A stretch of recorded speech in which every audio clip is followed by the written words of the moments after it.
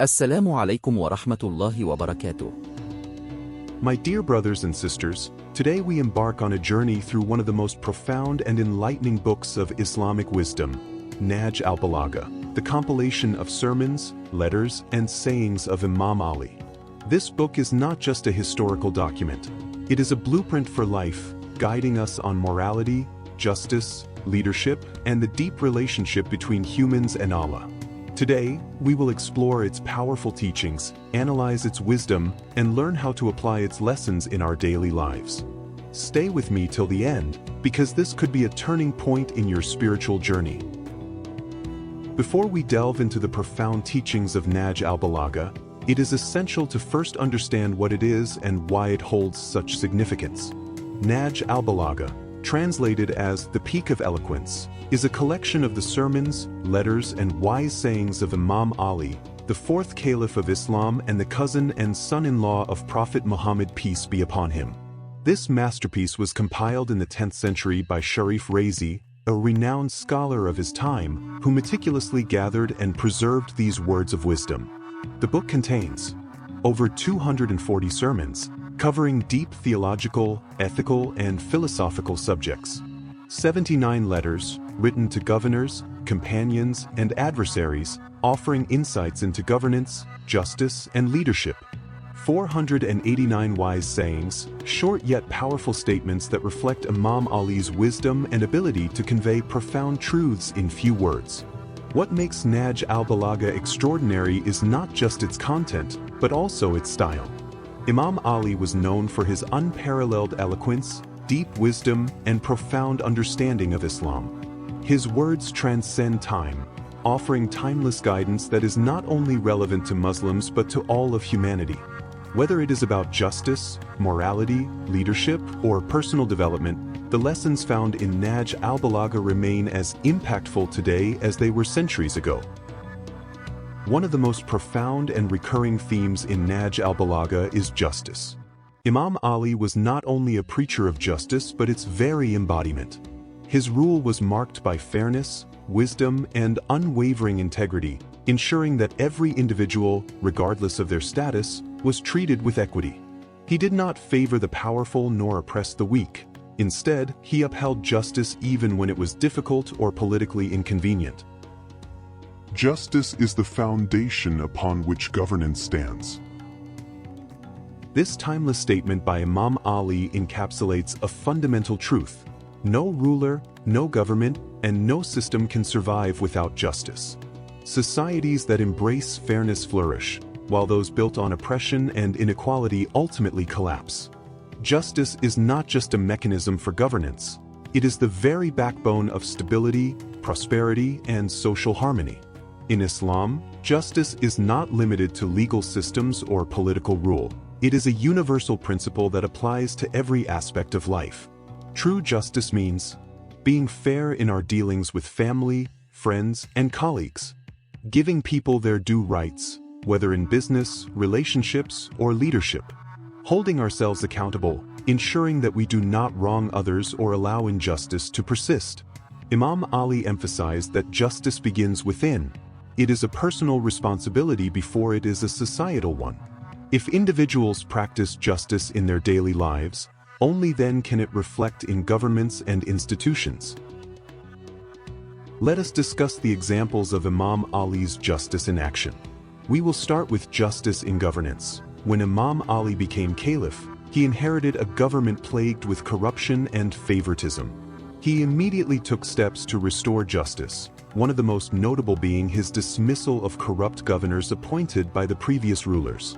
Despite pressure from influential figures, he refused to allow favoritism or nepotism, stating, "By Allah, if I had found that by this money women had been married or slave maids had been purchased, I would have recovered it, because there is wide scope in justice, and he who finds justice hard to endure finds injustice more so."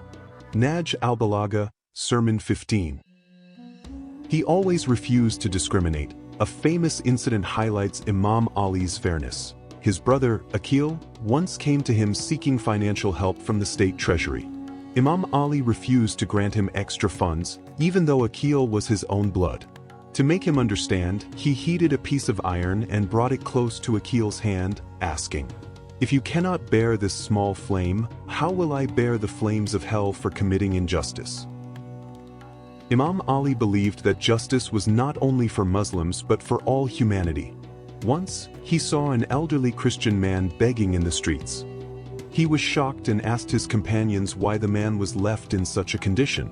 When they responded that he was a non-Muslim, Imam Ali rebuked them, saying, "You have used him in his youth, and now that he is old, you abandon him? This is not justice." He then ordered that the man be given financial aid from the state treasury, setting an example of compassionate governance.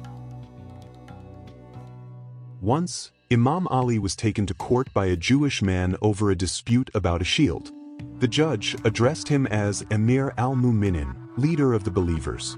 Imam Ali immediately stopped him, saying, "Treat us both equally. Do not show me special respect in the courtroom." When the evidence favored the Jewish man, Imam Ali accepted the verdict against himself without protest. The man, moved by his fairness, later admitted that the shield actually belonged to Imam Ali and converted to Islam. Imam Ali taught that justice is not just for rulers, it is a duty upon every individual. He urged people to uphold justice even when it went against their own interests. In Nahj al-Balagha, he advises, "Be just to others as you would want justice for yourself." Justice is not merely about laws and courts, it is about how we conduct ourselves in our homes, workplaces, and communities. It means treating family members fairly with love and respect, giving employees and workers their due rights without exploitation, making ethical decisions even when no one is watching. Imam Ali's teachings remind us that true justice starts within the heart of every individual. Only when we practice justice at a personal level, then we can expect it to prevail in society. One of the most striking and thought-provoking messages in Nahj al-Balagha is Imam Ali's warning against arrogance and greed, two traits that have led to the downfall of nations, leaders, and individuals throughout history. He eloquently states, "Pride is the disease of great men, and greed is the trap of the ignorant." This profound statement encapsulates a universal truth. Arrogance blinds people to reality, making them resistant to advice, while greed leads to corruption, trapping individuals in an endless pursuit of wealth and power. Arrogance, or kibr, is one of the greatest spiritual diseases.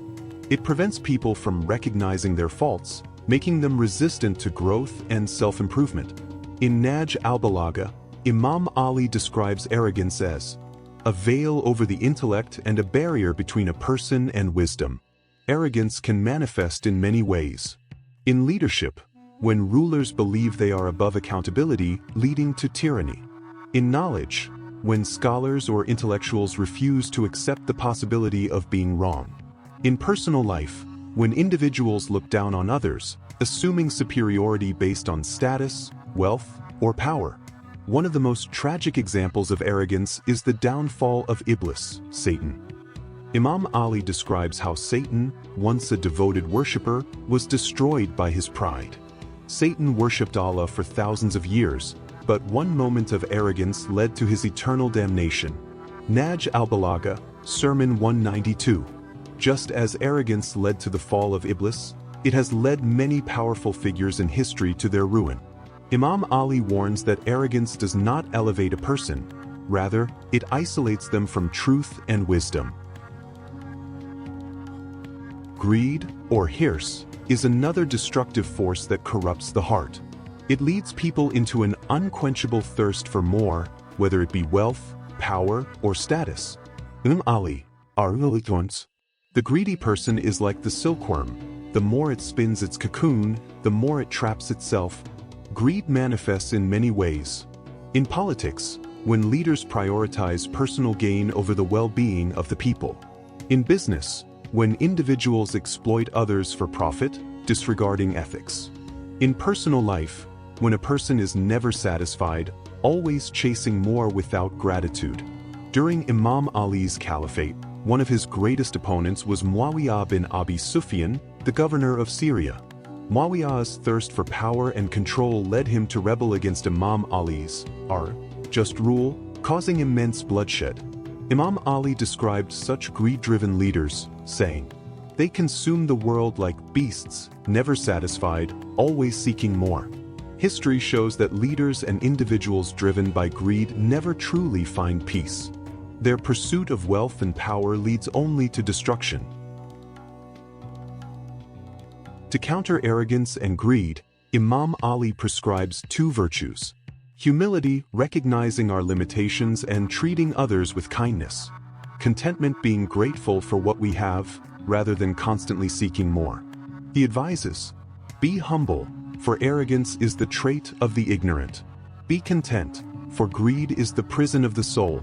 By embracing humility and contentment, individuals soften their hearts and purify their souls, leading to true inner peace. The world today is suffering because of leaders and individuals consumed by arrogance and greed. Corrupt politicians who prioritize power over justice. Wealthy elites who exploit others to increase their fortunes. Influencers and public figures who build false images of superiority. Imam Ali teaches us that true success is not in accumulating wealth or power but in nurturing a humble heart and a grateful soul.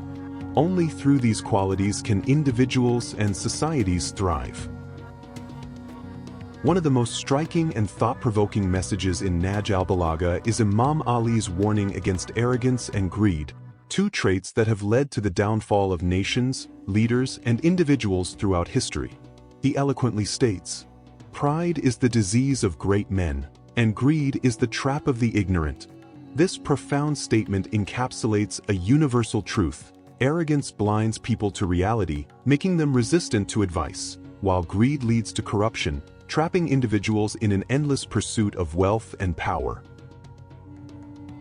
In modern society, many friendships are driven by personal gain, social status, or temporary convenience. People often surround themselves with those who flatter them rather than those who sincerely guide them. Imam Ali, warns against such shallow relationships, as they can lead to disappointment and even betrayal. He further advises, "Do not befriend the one who speaks sweetly but acts bitterly." This means that true friendship is not about words but about actions. A real friend stands by you in difficulty, not just during happy times. Corrects you with sincerity, rather than letting you fall into harm. Does not abandon you for personal benefit when things get tough. Imam Ali instructs us to choose friends who bring us closer to Allah and elevate our character. Your best friend is the one who makes you think of Allah when you see them. A true friend should remind you of Allah, encouraging you to strengthen your faith and character. Push you toward goodness, advising you with sincerity, even when it's difficult to hear. Remain loyal in tough times, not abandoning you when you face hardships. One of Imam Ali's greatest friends and supporters was Malik al-Ashtar, a fearless warrior and a man of deep faith. During Imam Ali's caliphate, Malik remained unwavering in his support, not for personal gain but out of love for justice and righteousness. When Imam Ali appointed him as governor of Egypt, he advised him, "Do not let your power make you arrogant, and do not let your friends mislead you." This highlights the importance of surrounding oneself with righteous, sincere companions rather than those who manipulate or seek personal advantage. Friendship should not be based on status, wealth, or false appearances. Imam Ali teaches us to choose friends who are truthful, not just agreeable. Seek those who correct us, not those who enable our mistakes. Value loyalty and sincerity over popularity. In a world where social media creates fake friendships and temporary connections, Imam Ali's advice is a reminder to build meaningful, lasting relationships that strengthen our faith and character. In Nahj al-Balagha, Imam Ali teaches that true success is not found in wealth, power, or status, but in a deep and sincere connection with Allah. He beautifully states, "Detach from this world before it detaches from you." This profound statement serves as a reminder of life's temporary nature. No matter how much wealth or fame we accumulate, the world will eventually slip away from us. Therefore, rather than becoming attached to material possessions, we should focus on what truly lasts: our faith, good deeds, and relationship with Allah. Imam Ali does not call for abandoning work, responsibilities, or wealth. Islam encourages hard work, success, and financial stability. However, he warns us not to let material things control our hearts. He teaches that wealth should be in our hands, not in our hearts. Power should be used for justice, not personal gain. Fame should not make us arrogant or blind to our purpose. Instead of chasing temporary pleasures, we should focus on eternal success, the kind that brings peace in this life and the hereafter. Imam Ali emphasizes that real success comes from prayer, salah, strengthening our bond with Allah and seeking His guidance, reflection, tafakkur, thinking deeply about our purpose and the fleeting nature of this world, gratitude, shukr, being thankful for what we have rather than constantly desiring more. He states, "Blessed is he who remembers death often, controls his desires, and is content with what Allah has given him." This means that a successful person is not the one who owns the most, but the one who lives with purpose, humility, and gratitude. Despite being a caliph and a ruler, Imam Ali lived a life of humility and simplicity. He would wear modest clothing and eat simple food, distribute wealth fairly and justly, without hoarding riches, spend nights in prayer, seeking nearness to Allah instead of indulging in luxury. He once said, "The world is like a shadow. If you chase it, it runs away. But if you turn away from it, it follows you." This means that those who run after the world never truly find peace, but those who focus on Allah and their purpose will find that the world naturally falls into place for them. In a world where success is often measured by money, status, and material possessions, Imam Ali reminds us that true success is found in the heart, not the bank account. To apply this in our lives, we should work hard but not let work define us, earn wealth but not let wealth own us, enjoy the world but remember our ultimate destination. By focusing on faith, prayer, and gratitude, we can achieve real success, the kind that brings peace in this world and eternal rewards in the next. Brothers and sisters, Nahj al-Balagha is not just a book, it is a manual for life. If you take even one lesson from today's video, let it be this. Number 1, justice should be the foundation of our actions. Number 2, avoid arrogance and greed, they destroy hearts. Number 3, choose friends who remind you of Allah. Number 4, true success is in our connection with Allah. What's one lesson from Nahj al-Balagha that inspired you today? Comment below.